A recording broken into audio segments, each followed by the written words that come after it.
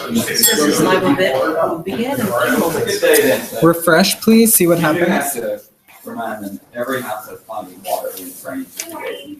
Right. No house does that. It's just most of them dry quickly. Right, so that's not a good thing at the steam house, because I think this girl's has. It's not, it's a really good indication. It's like your car wash in one day and rains the next day. So what's they gonna do? Well, you have to There's wait. moisture issue. Yeah, you can get them. Right side up.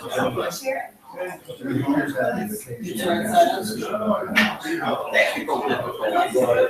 3 fans, exhaust fans, and you put them on timers. They come on like 2 hours a day, and they just blow all the moisture out of that underneath the house, and it dries all the air out. Very, very quickly, This. you know. Yeah, alcohol. Unless you continually have a funnel. Well, you gotta have moisture, you know. So it doesn't rain every day. No. Yeah, do it. Do it and And stop then giving me the grief dirt about it. dry, when it does rain and go in, Can I do it one year? it sucks it down to the ground. So we need to come back at 45 to come back. 45. Yes, usually, and it's. Are you getting? Well, you know, there's another way. There's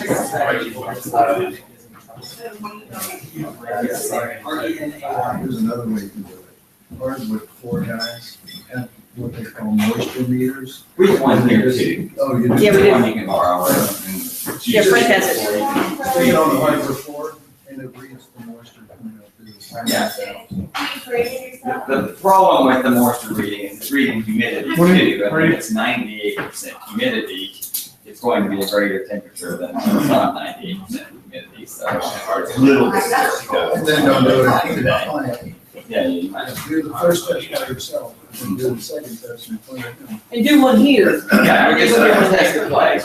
You know, kind of like the air things, you know, we have these air tests or whatever, and you go to the deal and they say, oh my God, this is toxic, you know, you be at the Marriott, and if you do the test at the Marriott, it failed.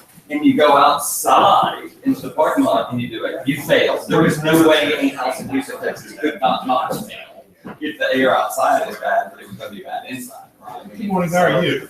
It's just temporary. It is a good indication that you get to do it. It's like taking your temperature, I think, a few times.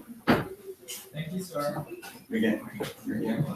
Here. We're here. Okay. Are you videoing or how's that working? It's already starting. We're got started. Okay. Okay, we're gonna go ahead and get started. To those of you that are here, to those of you that are online, welcome again. Okay, I want to remind you, last week I asked for you to give me your 5 things that you're working on that I can help you with to evaluate how your year's going. And I want to remind you that I have Drew and Leslie so far. That's 2 out of 60. So send me your list of 5 things that you're doing so that I can evaluate whether you're on the right track. If you're fishing in a pond and there ain't no fish there, I want to redirect your resources someplace else. So something you're doing to seek more buyers, to seek more sellers, to educate yourself, to market yourself, to brand yourself, to clearly identify your strengths. That's what I kind of want to know what you're doing. What are you? I'm an historic district specialist because I attend HAHC or watch them online. I know everything about the ordinance. I know the application process. I know the people. I know the players.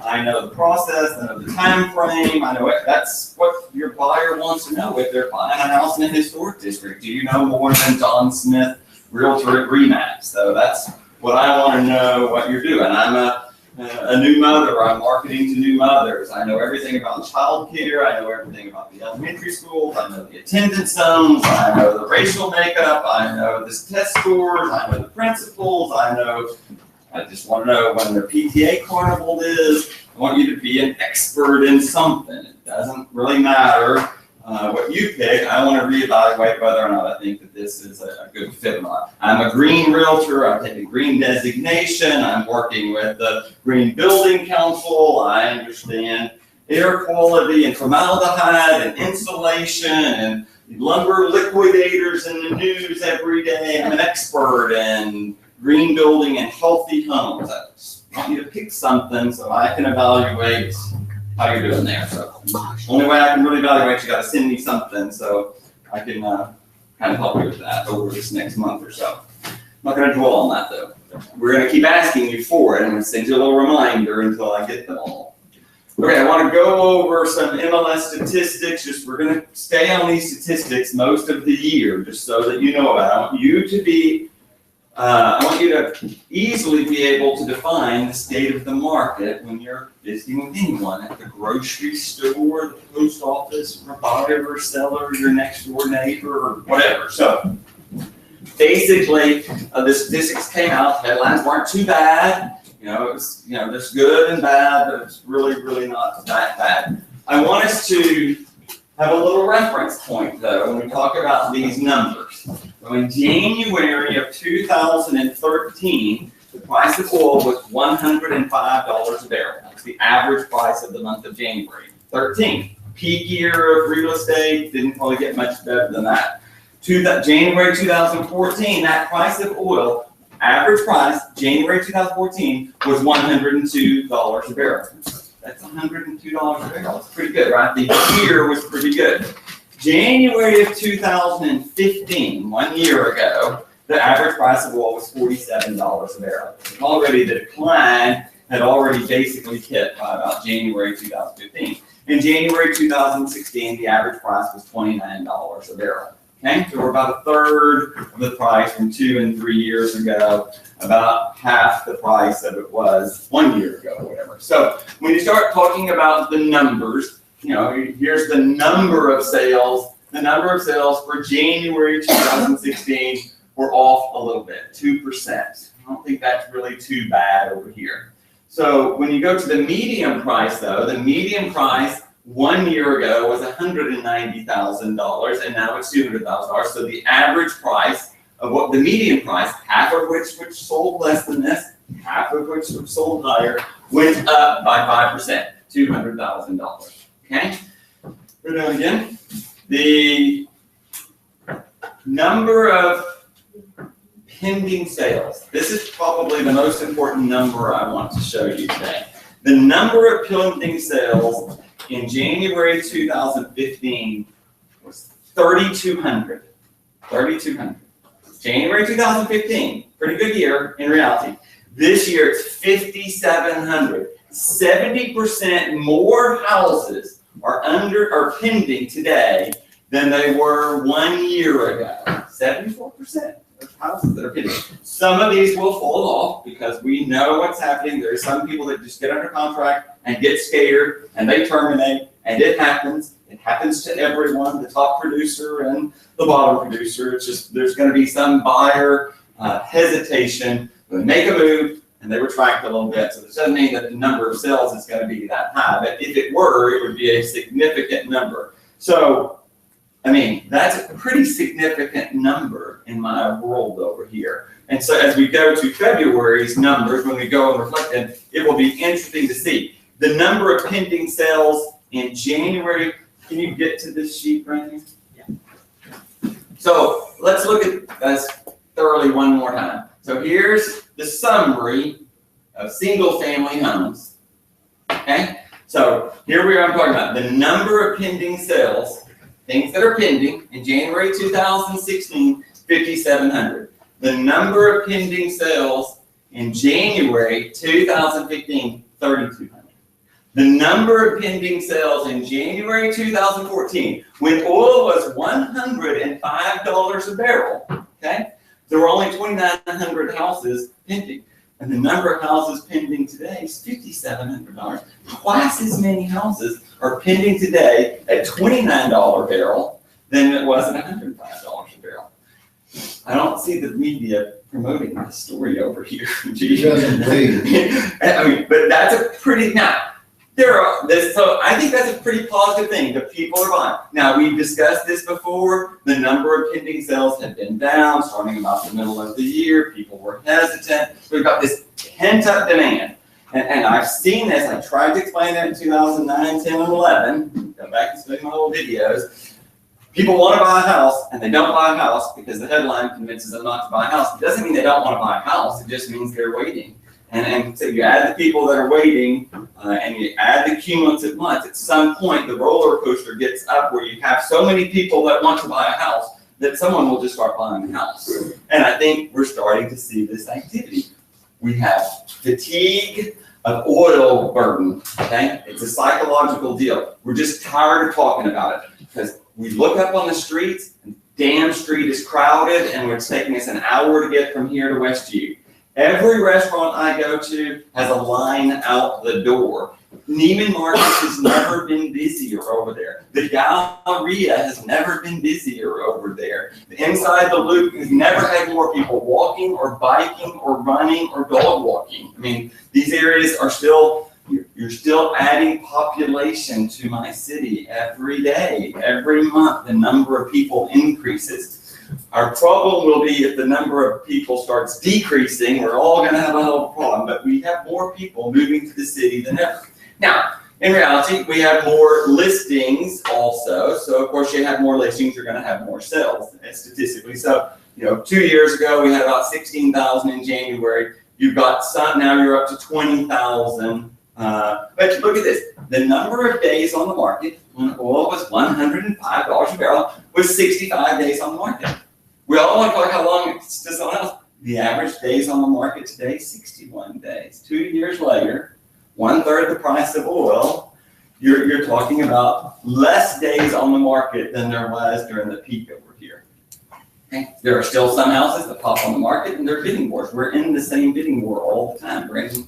Did you get one yesterday? We did, yeah. You did? How much did you out for full price? How much? Full price. Full price, we got one. That was good. But there were multiple offers on this deal. Rhonda was in one, multiple offers, had to offer over the asking I did price. 5,000 over there. Yeah, I mean, we're still talking about January and February of 2016, multiple bidding opportunities. So you've got here, number of listings is increasing, of course.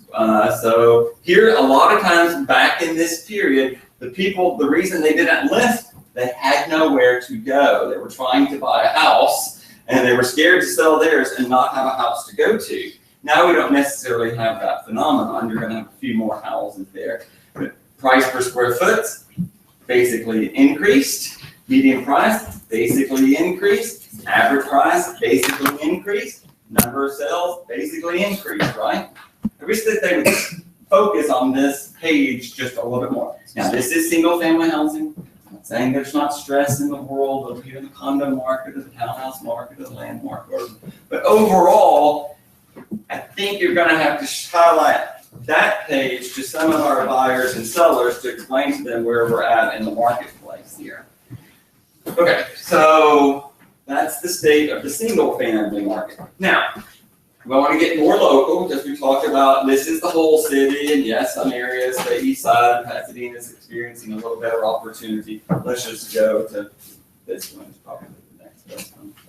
So I think in the markets we predominantly sell in single family houses in Area 9, Heights, Garden Oaks, Oak Forest, Timber Grove, Montrose, the main sections of Montrose, or River Road, Area 16. Let's just go any of these ways.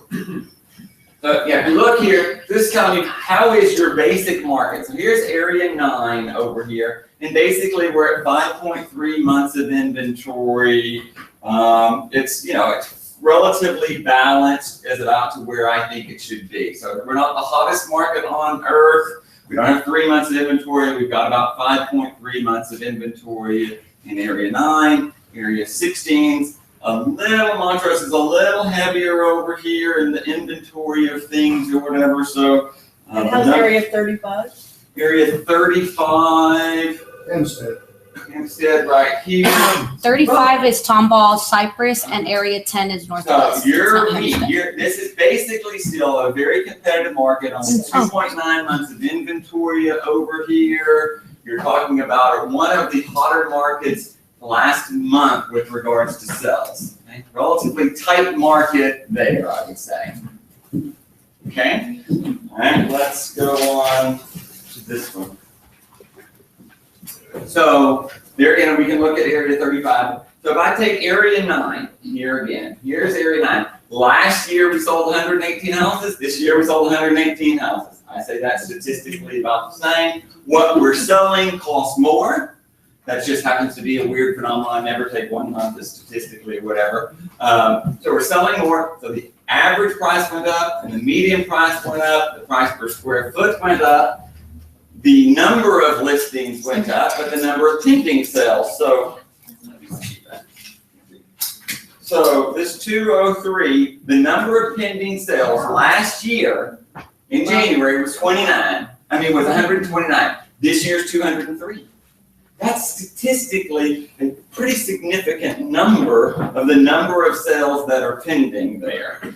Takes a little bit longer in Area 9, so we're to 71 days, 71 days versus 61 days. We have a little more inventory because we have 180 more listings than we had. 71, would you say, is more in line with what we've experienced in the past? I think before it's we had the phenomenon. Balanced. Yeah. I think it's a balanced market. It's not That's what I'm panic saying. going on over here. So same thing. The number of listings went up, but the number of new listings last January 2015, we added 480 listings. We only added 463 of new listings. So it's not like we flooded the market with new listings, but we've talked about this before. Ain't no new construction started over here in the last 6 or 8 months, right? Permits off 40%. So you're going to continue to see some of these new listings shrink. We're averaging about 97% of the list price. That's very low. It was 98 the year before. Now we're averaging 97. Yeah. But prices of what's selling went up. Median price, average price, price per square foot. Anybody see anything that tells you that the average prices are falling over here significantly? I think the price drops we've seen already to stimulate in November, December, January, February, whatever. You'll see these numbers tightening as we get to March and April or whatever. You'll get a little more inventory, but you'll get more of these buyers, I think, out in the marketplace. Bill, what about Area 16? We're going to Area 16 next year. Here we go. So we sold, it's a little tighter, I mentioned in Montrose, a little tighter. So we sold 47 houses versus 52. So that's, statistically about 10% down. What we're selling cost a little less. So we're not, the high-end houses are struggling a little more in this section here. So this went down a little bit, this went down a little bit, this went down a little bit. Only got about 94% of the list price. This was the number of plots. So 185, so we added 30 more listings, we added 20% more listings in this January than last January. The active listings jumped up pretty high. The pending sales were up pretty high too. We went from 41 to 59, so I think it's getting a little bit better, but it's because some of the price drops that kicked in over here. And definitely your months of inventory. So I think it's a little rougher in Montrose. Now, Montrose got a lot more expensive in 13, 14, and 15. We don't have a lot of $450,000 options. We don't have a lot of $500,000 options.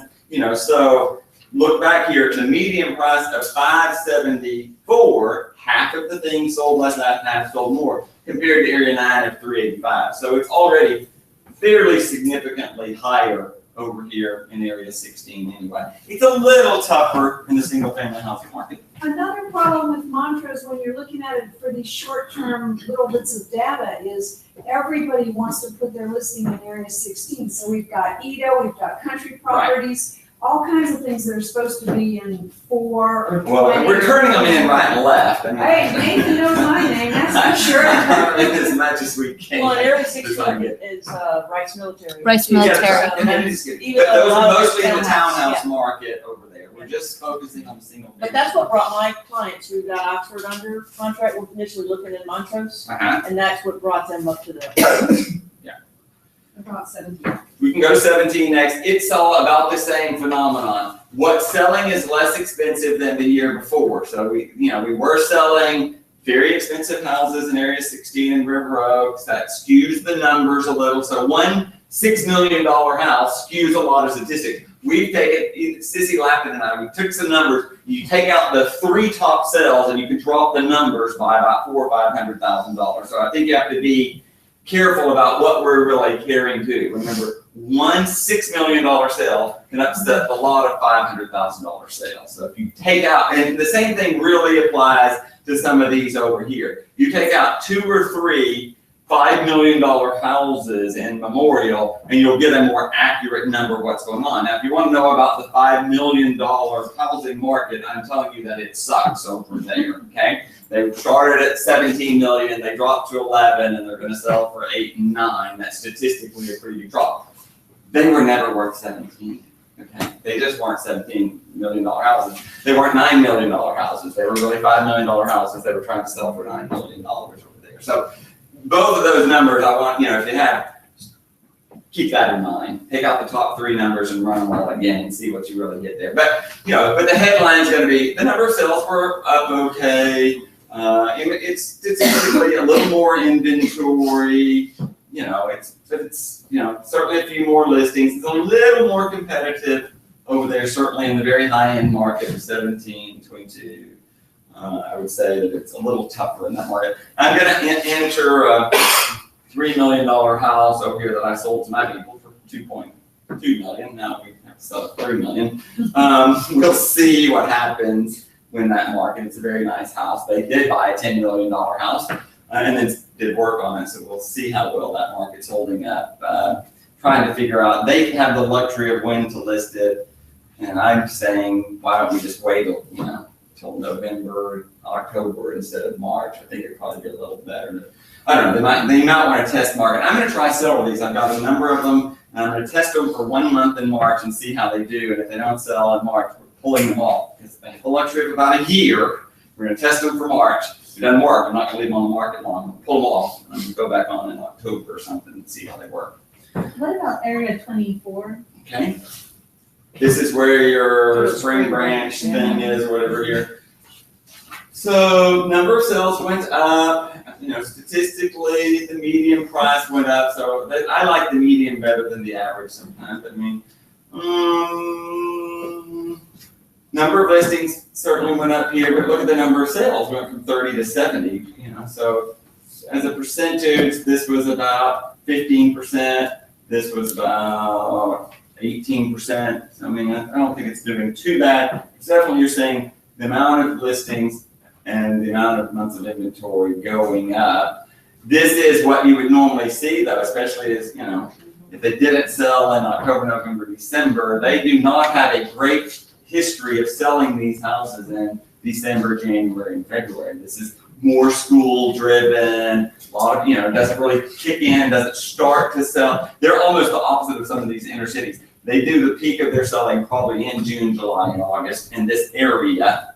So you might start to see some better activity in March reflected in April's numbers, May and June. It would be interesting if we could go and pull these numbers and see how many they really sell, like say in March versus June, July, or August.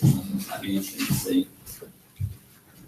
Okay, what else did I want to say about this? If we just want to go to the townhouse and condominium, because we're in that market a little bit. The inventory is going up, so the number of sales statistically is going up some. So you're in a townhouse by, we'll just go by area. Definitely, I think there's some stress above $1 million. I don't want to imply that there's not stress above $1 million in those markets. Bodies, Montrose, all of them. Townhouse, all of them. This is townhouses, area 9 or whatever, right? So yeah, the number of sales is significantly higher than it was a year ago, almost double, 12 to 22, which what we're selling is more expensive because we don't have a lot of inexpensive. This is the inventory that rose in value in 13 or 14. You buy land in 13, you sell higher in 14 than in 13. You buy land in 14, you try and sell it in 15. You buy land at the end of 14 or 15, you're trying to sell it now. It is a hell of a lot more expensive. I was at one of my meetings with the mayor's office, has to deal with the 3rd Ward and Emancipation Park and Dowling Street in this area. The area basically from 288 to 45 to Scott down to right above McGregor. That particular area, statistically, we were in a meeting with the mayor and Andy Eakin and developers, Project Row Houses, money people, went from basically 2008, $1 to $2, this is land, $1 to $2 a foot in 2008, $10 a foot in 2010, $30 $30 in 2013, $50 in 2016, okay? You've Wow. gone basically, that's tremendous increase or whatever in that area, So now what do you do with the land and the property that people paid $50 a foot for? It's gonna probably sit there for a while, right? Because I don't think you can build on it because you can't. The same thing happened at Sawyer and Winter and those streets over there. I mean, we had the same phenomenon. The land goes from $10 to $50 a foot so quickly. And you have what is basically a $279,000 townhouse world that should have gone to $335 to $369, $399 to $429 over 5 years. Thought it could go from $279 to $699. And the market can't absorb that. They're just not when there's lots of other land that you can go to West 23rd Street and to 25th Street and to Brooksmith and to Cottage Grove and Rice Military. There's a lot of $699,000 choices. There's still a lot of $399,000 choices in area 9 and 16. There's plenty of them. Plenty of houses you can buy on Gibson Street and Larkin Street and Kansas Street for $349,000. You can find a 3-bedroom, 3.5 bath, 3-story townhouse, maybe 5 years old. They paid $289,000 for theirs, and they can sell it for $349,000. They're still out there. So, number of pending sales going up here, but inventory inching up a little bit. But statistically not too bad, although I want to remind us my concern is not what's on the MLS, it's the looming inventory of what's not on the MLS. It's how many listings does Boulevard Realty have in these areas of, where we've got 12 and I only have 2 on the MLS sort of thing. So it concerns me a little. Area 16, stay about the same. Statistically, the number of sales is about the same. But you're certainly not seeing dramatic price decreases. You're not seeing any median prices be dramatic one way or the other. You're actually seeing an uptick in the number of sales, higher probably than any January in the history of the multiple listing service, right? The number of contracts, number of single-family houses under contract has never been greater at $30 oil than it has in the history of the MLS. Never. And that's not the story they keep talking about. I wish that they would start talking about it. They could get some of these people off high center. It is frustrating when you're the buyer and you're in the marketplace and you think it's shut and it's your opportunity to buy and you're in bidding war. It's a little hard for us to explain to people. And they're just going to have to lose some to figure it out. I mean, we can tell them all day long, but I don't want them not to believe you. The only way they really believe you is to get into the mix and lose 1 or 2, and then they'll be more apt to buy one in March or April. You'll still need money in March, maybe. Bill, have you noticed, I've had 2 clients that have come from other states to Houston because they got laid off from the oil companies in other states and have moved to Houston. Reminding that 400,000 other people are doing the same thing. Yeah. They're coming from Bakersville, California. They're coming from Tulsa, Oklahoma. They're coming from Missouri. They're coming from North and South Dakota. They're turning off the lights in South Dakota on their way to Texas. Remember that. So, but yeah, it is hard. What was your question? Amber, I was asking if you've seen the influx of that. Oh, yes. Amber's people were here. Yes, yeah. And it's the thing, we're trying to have to educate them on what is truly the state of the market. Yes, we're certainly seeing the influx of people. And what I'm seeing too, I'm seeing the influx of people moving from outside the state who, lost their job elsewhere or relocated here to have a new job. And I'm seeing the number of people that sold their house in 2015 who did not want to get into the mix of a bidding war, who've been in a shit rental that they hate. Yes. They hate it. They tell me this all Saturday and Sunday. My cousin, I hate where I live, but I'm waiting for just the right time to buy. And those people are in the marketplace again. That's why we talked about last weekend. We should be mailing out to the people who were on the MLS, buying the houses that rented 1 year ago, and start marketing to those people. They're going to be in the marketplace. Okay. So yeah, definitely I'm seeing that. Or you get the buyer that thinks that they're gonna get a super sweet deal. Of course they do. They to show this. and to I've them. told them, you can't offer anything under the asking price. There's 3 other offers, 4 other offers, and they want to say, it's hard to oh, we want a explain sweet deal. in the headlines, and sometimes, like I say, it's gonna be like we were in 13 and 14. I knew when I had a buyer, it's gonna be the 3rd time's the charm. Yeah. The first time you offer 10,000 less than the asking price and lose it. Next time you offer the asking price and you lose it. Then you're gonna have to be the next time. Yeah. You know, and if it's in the $350,000 to $550,000 world, that's probably how it's gonna be. And it's the risk versus reward. We're in it all the time. When a house comes on the market, if you're gonna cry because you don't get it, you're gonna be forced to pay that price. And if not, you're gonna have to, is it worth the risk of it not being here? And for some people, it's worth the risk. They'd rather feel better by negotiating, by letting it sit on the market for 30 days and then negotiating. And if that's what they want, then that's the gig we're gonna be in. It's called the balance of the market. All right, any questions about the state of the market over here?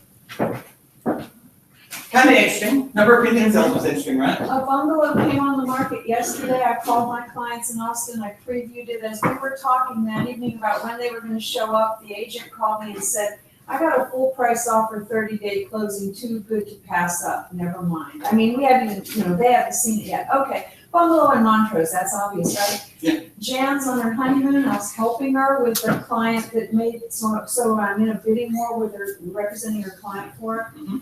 On 43rd Street, west of the Bayou. And there are 4 offers, yes. Really? Yes, today. There are plenty of buyers So in our that's the marketplace. story. I'm gonna visit with the leader again. I visit with newspapers all the time, and I visit with Nancy Sarnall. I visit with sellers every day. The message I'm telling you is that there are plenty of buyers in the marketplace. The fear for me in the real estate world is that if there are no buyers. Now, it is very difficult to get these buyers to make a move, and it's very difficult to convince them on what is a reasonable offer, and I get it. But if I didn't think there was anybody buying a house in 2016, I would advise all of you to go to a Pottery Barn, okay, and hang out for a year or two. That is not the message I'm sending you.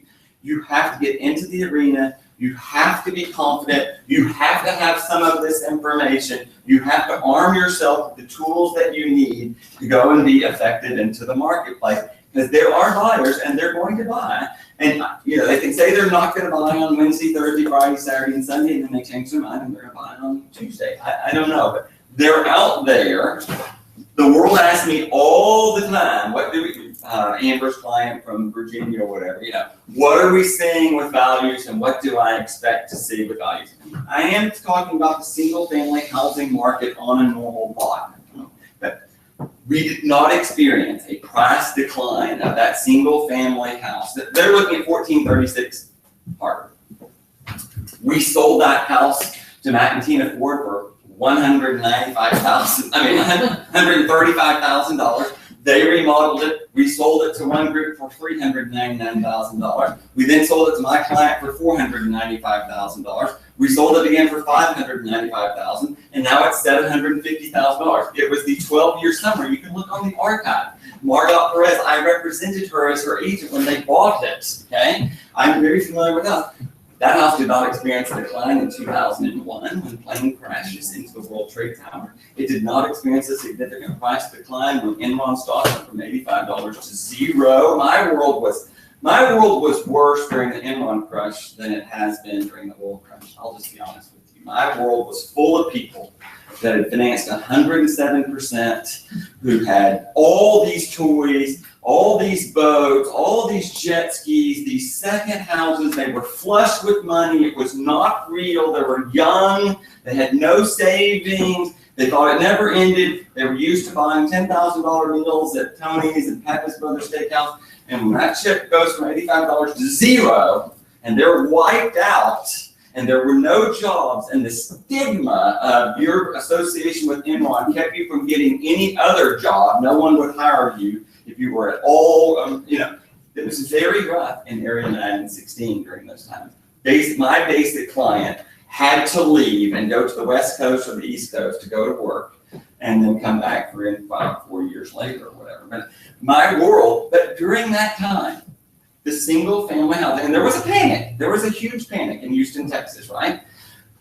my world was worse then than it is today. My world is certainly more balanced. The medical center, petrochemical industry, the amount of, the image of the city, the restaurant foodie world is so significantly better than it was in 2004, 5, that period of time. The houses didn't decline then. Single family housing prices didn't decline in 2008 and 2009. It took a hell of a long time to sell a house. It didn't. So, they didn't go down in value. I don't think they're going to go down in value. And yes, I think there's going to be segments of the market that are still going to experience a lot of strain in 2016. If you're pushing the market, it is not a time to push the market. It's just really not. But I think if you're competitive and realistic about where it's going to be, there's plenty of people that have been in the market for quite a while and they can sell their house. If you bought one for $750,000 in 2008 and 2009, you can still sell the house for $995,000. That's a pretty good return on your investment in 4 or 5 years, right, guys? And they can turn right around and now go buy a house that they couldn't have bought in 2013 and 14 because they would have been in a bidding war. If you sell one for $995 and you're going to go buy one for $1.250, that's a pretty good gig. You're not competing in that $1.25 million house range that you would have been in Garden Oaks or Oak Forest or the Heights or Montrose or Braes Heights or Spring Branch or a lot of those areas that were pressuring people going up at very significant $100,000 rate increments. So it's a pretty good time to cash out of your one if you want to go buy one. And I had to explain this all of 2008, 9, 10, 11. If what you have costs $500,000 and you wait a year and it goes to be worth $550, but what you want costs $750 today and it's going to be $850 in a year from now, you lost $50,000 and waited a year, right? You lost in that scenario. So if you're moving up in the world, if you're moving from Heights to Westview to River Oaks or something, these are considered move-ups in the psychology of real estate. If you're moving up, it's the time to probably go and do that on a just value for value percentage. You still are in a less rapid appreciation of those areas. So it's a pretty good time for the guy to cash out who's been in 5 or 10 years and move up. It's not so fun to move up when it's on a spike. You want to, buy low, sell high and buy low. But you can't always sell high and buy high.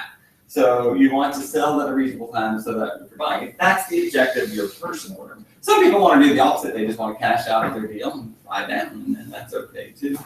But it is more competitive in the bungalow market. What, $750 for $750 for your basic 2-2 bungalow in Westview, right? Multiple offers. That's what that costs. Here we're from $400 to $550. There's still plenty of houses for $369 in Oak Forest or whatever. Remodeled ranch style houses or whatever. There's plenty of them in West Bay. My one yesterday was $800,000. For a bungalow. Yeah, and it got hit like that. What they cost. But that's what I expected. It was the 43rd Street. That was it could be doing that in one day. Okay, state of the market. No problem there. No, we'll blow off the other side. We're going to go over, I don't want to take up too much time on this, we just do. We're going to go over walkability, walkability score, distance. We'll just take that up next week. We'll have more time. I'd rather focus on our speaker who's here. He's going to talk to us about remodeling. We need some remodelers. We need some people to do some work over here. Thank you very much. A lot of good information. Patrick Castillo, Capital Construction Design Build Group. Thank you for allowing me to come in and say a few words on our company. A real quick thing, I'd like to introduce who I am and where I come from and so forth. I think it's very important on who you're working with. Born and raised Houston, native Houstonian. My dad was a real estate broker since 1948 until he passed away in 1993. Had a small real estate office called Pursuit Realty. So pretty much been a real estate family pretty much my whole life. Was a mortgage broker during that time. Number one. Right? It was a good time. That movie, the Big Short, that's actually how it was. It's kind of funny. Did that, was the director of economic development for the District 8 for the City of Houston for 5 years. Got out of that, started bird dogging some projects for some design build companies. Hell Mills was one of them. I got out of that and really want to kind of get back into the real estate side of it and the home construction. So literally started a company called Capital Construction. Got a paint can and 2 brushes and started calling up all my realtor friends and saying, hey, look, do you have any clients for me to kind of just go up there and start working on? And there was a client that one of my friends had referred me to, went over there because she wanted her carport painted.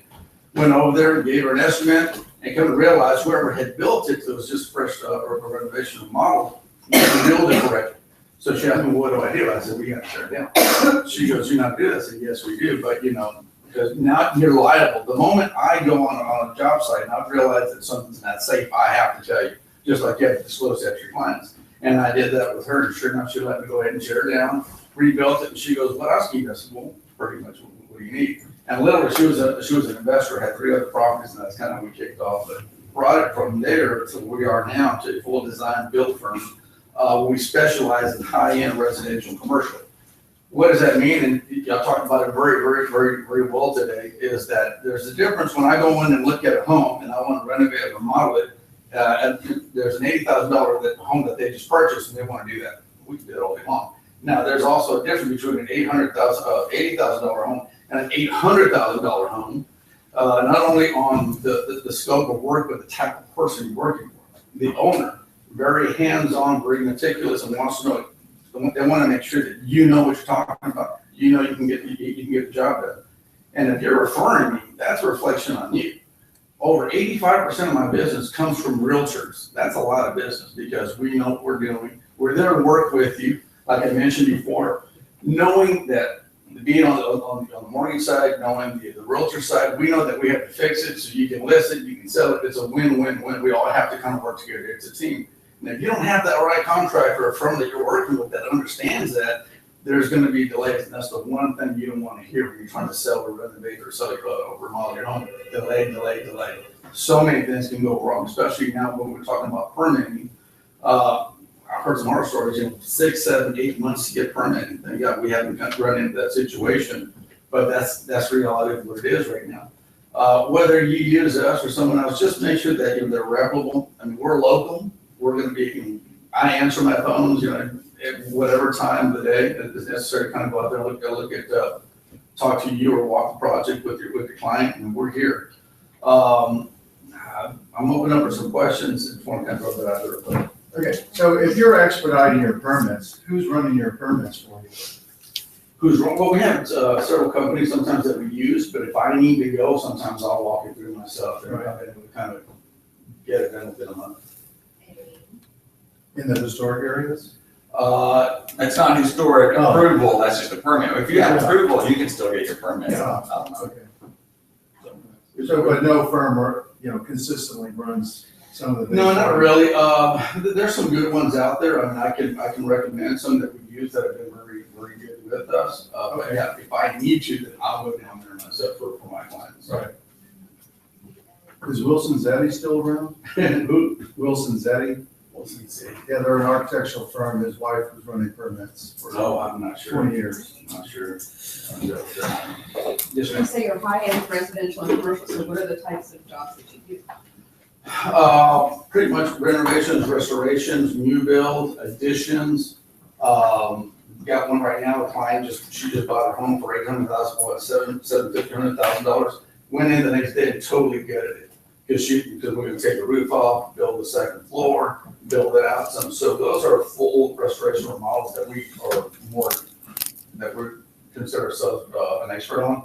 As compared to additions, we do those all day long. I mean, what else? New garages, new garages, apartments, adding second floors. We used to have a builder, their Power Homes. We used to be their preferred general contractor, not to build their homes, but to remodel and do additions. We haven't got work from him in a while because we kind of find a lot of problems, but not in a bad way, but we would bring it up to him. But when we go in there specifically to make something better, either the same or better, but nevertheless. Yes. Okay. So Heights bungalow, historic, non-historic, 1,233 square feet. They want you to go in and gut it, remodel it. Where's your range of your per square foot cost? It depends on what they want. I mean, we can do something at, $85 square foot, we can do something at $205 square foot. Yeah. It just depends on what they're wanting on the inside. A Right. lot of times, some of our clients come, we have our interior designers, but if they have theirs, and if we're just installing, or we haven't purchased it and looking for certain marble, certain slab and so forth, that's totally different. Right. So it just varies. Every project's gonna vary from one to another. They're all unique. Now, we're building houses, which we've done trichomes, then that's a little bit simpler, because we know what's going into each one. Right.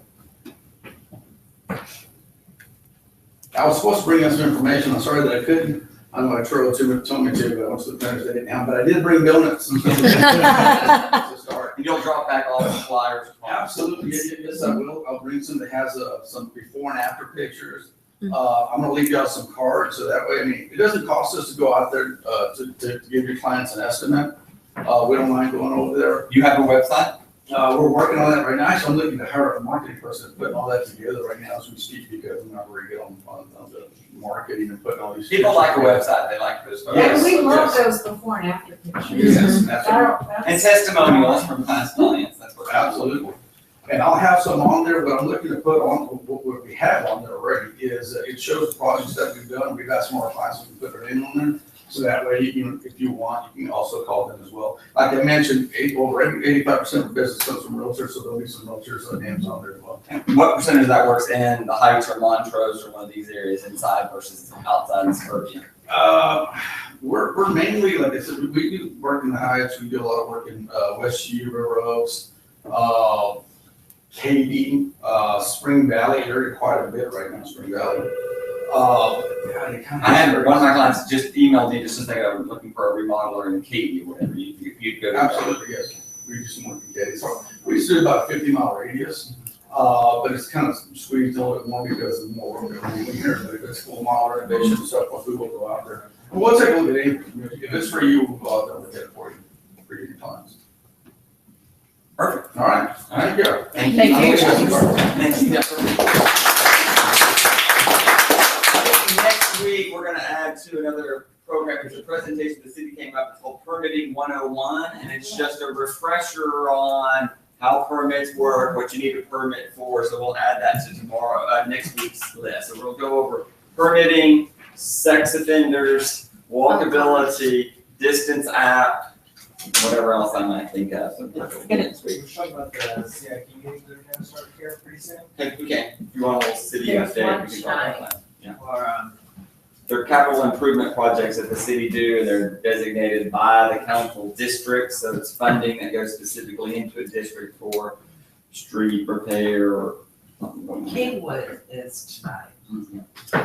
Any questions about the city? I happen to know a lot about the city at the moment. how are you liking your new position? It's the planning commission is fascinating because it encompasses more than I thought. So it's certainly anything to do with a setback, a building setback, and a variance in the setback. So I mean, we had Whole Foods that wants to go to Midtown at Elgin, Brazos, and Bagby. The typical setback is 25 feet from the street. They have this urbanism movement of having it more walkable. So they're willing to grant the variance to basically zero lot line for an enhancement from the edge of the street to the building still is 17 feet. So it's not like you're on the building.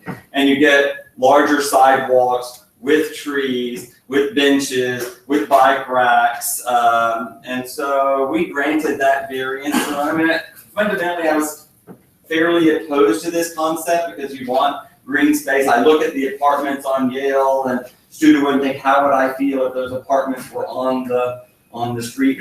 I'm learning a lot about how traffic is tied to that too, and pedestrian safety and bicycle safety and car safety. So the building setbacks are very interesting. The variances for builders, the replatting, when you're taking a lot and you're replatting into 8 or 12 or 14, and how the off-street parking and the visibility triangle is working or not working well. So I'm learning more every time. We met last Thursday and then 2 weeks before that. But it's more than that. It's parking, and so this creation of a special variance process for parking in Montrose, which would basically encompass most of the businesses, like where Underbelly is, all the way down Lower Westheimer, all the way basically to Common Bond in that little section. We have a rule that if you didn't have a parking spot, you could have valet or parking 250 feet away.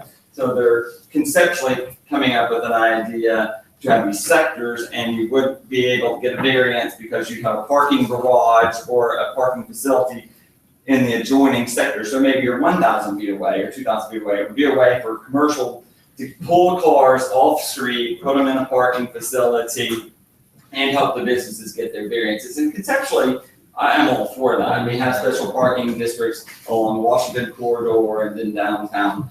It was not well conceived nor worked well with the communities that have sent back to them. But it's just an example. Parking is a huge issue. We will see a parking initiative on this administration, even though the parking ordinance was modified in 2013. The Ubers of the world and the bikeability of the world is changing how we all think about it. Definitely less parking lots with a lot of concrete is kind of the mindset. So I'm learning a lot about parking and traffic because the Planning Commission does major thoroughfares. It designates roads. So you know basically 50 years in advance where a road's going to expand. So they begin the process by identifying the streets that are going to be 30 feet right away, or 40 or 50 or 60 or 70. And then as projects come up, you're indirectly, well in advance, maybe 10 or 15 years in advance, adjusting the build lines according to the traffic pattern of the future. So, and then we have landscaping and how, so we control the landscape coordinates, parking coordinates, major thoroughfares, setbacks, variances, replats. It's all through the planning commission. So you know about what's happening. We have at Yale and 21st where the Sally's Beauty Supply or something right there was. I used to get my haircut there in the 90s or whatever. Where it's by that apartment complex at 2125 Yale or whatever, there's that little tract of land. And the building is over the property line actually by about a foot. And so they're trying to do something there. They're going to tear off a portion of the building and have parking at the back.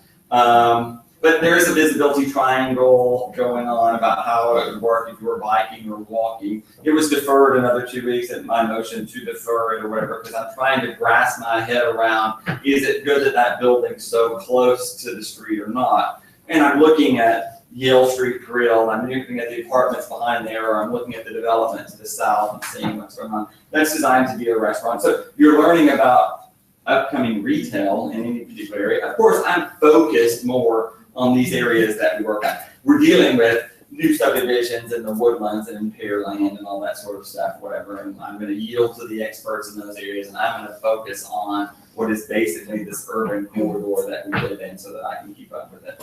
So Mayor Parker kind of jumped over Sylvester Turner's by reappointing some of the people on the historic committees. She did. Yeah. So how is the mayor going to proceed with that? Is he going to say that's not an elected position, that's a Video on. appointed?